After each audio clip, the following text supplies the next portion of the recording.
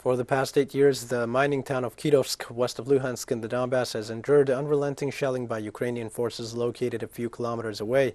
Today it remains part of the front line in the Russian special military operation launched in February. Our special envoy Alejandro Kirk is on site. A public school in Kirovsk in western Lugansk today receives humanitarian aid from Russia. Here the war started in 2014 and has not stopped.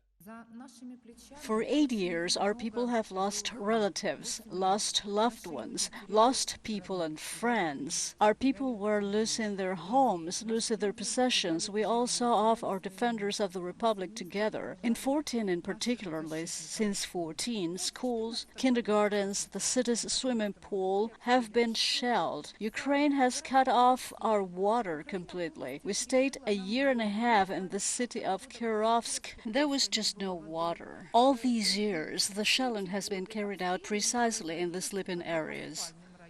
A Ukrainian missile landed unexploded in this house. It is the same type as the one that in April destroyed this residential building in Donetsk. It came in from above, it hit the house, it broke through the wall, and that's where it went under the stove. Half a meter deep it went in, punched through the floor and the soil into the ground. And who was at home at that time? Me and my mom. After 8 years of defending themselves from Ukrainian attacks, this time the people's militias are on the offensive, regaining the entire territory of the former province, now an independent republic. At this moment, I can say that more than 90% of the territory of the Lugansk People's Republic has been liberated. First of all, when planning offensive actions, the leaders of the Luhansk People's Militias, as well as the military of the Russian Federation. They are guided by the principle that we should not leave behind a scorched soil but liberate it.